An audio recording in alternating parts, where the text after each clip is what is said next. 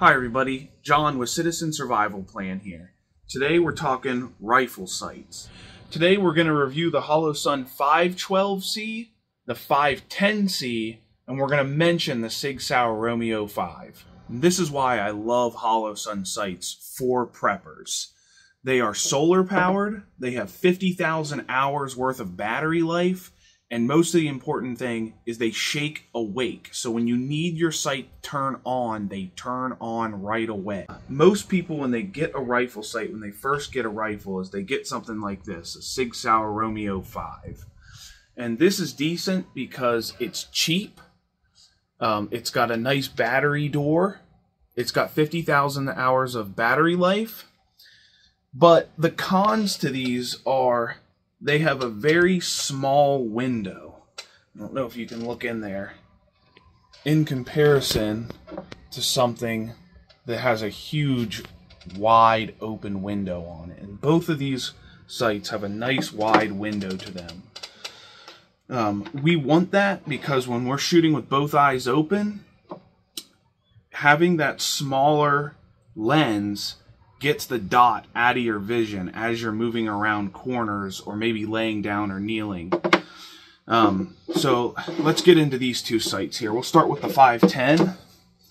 This is the Holosun 510C. This is one of my favorite sights.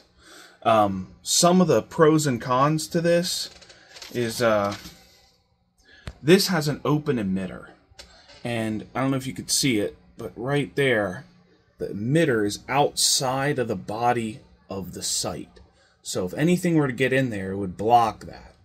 Now, I don't think it's a huge deal. I've never had it happen, but certainly maybe only for a brief second, a leaf or something, if you're in the woods, could get in there, or snow if it was snowing outside. Again, I've never had it happen, but it is one of the cons to this system. The other con to this rifle this rifle sight over this, the 512, is you need tools to replace the battery. The battery tray has these two Torx bits you have to pull off, and it also needs another tool just to pry the battery door open.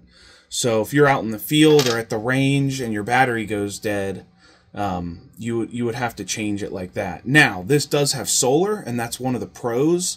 In direct sunlight, this thing will stay on even if the battery is dead. So really good. So another pro to this that I really like over the 512 is it has a quick detach latch to it. So that is all that is needed to attach that to a rail. So if you ever wanted to switch your sights out or put this on another rifle, it's just really easy. There's no tools required. I really like that system. So one quick note about the battery tray on the 510. When you get this sight, Holosun actually sends you an extra one of these. I guess they're assuming that you may break it because it is kind of a pain to pry out of there, and you have to use their little plastic tool so you don't mar or scratch the sight. So if anyone knows, they give you an extra one. I'm assuming because they think you're going to break it. Okay, so we're going to go over the 512C. This is another one of my favorites from Holosun. I love Holosun sights, and I've said this before. But for civilians, I love the 50,000 hour battery life between all three of these sights, and I love that they're shake awake. Out at the range, I know that everyone has seen the guy who's at the range who has an EOTech or something that he goes to pull it up and his sight's not on. He's got to turn his sight on then. I love these kick right on. Amazing, amazing technology. So let's get into the pros on this one. This one over the 510, I have a closed emitter on this. So I don't know if we can get this on camera or not, but the emitter is in the back of this, encased in glass the whole way. This is not a true reflex sight, but it is an enclosed red dot.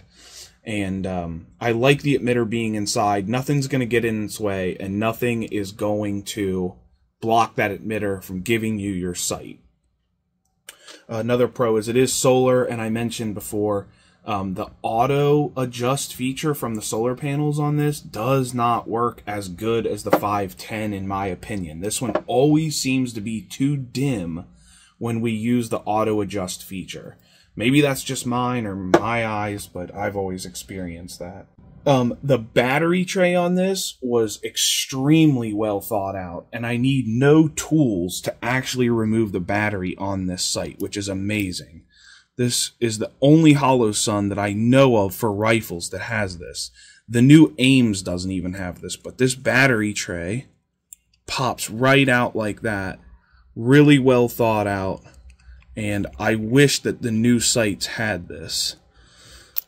And then you could just close it back up. There, snaps right in. No tools required, and it's waterproof, keeps everything out. One of the cons to this one over the 510 is I'm losing my quick detach mount, and I need a Torx bit to actually mount this on the rifle. Again, not a deal breaker, but I'd rather just have the quick detach system.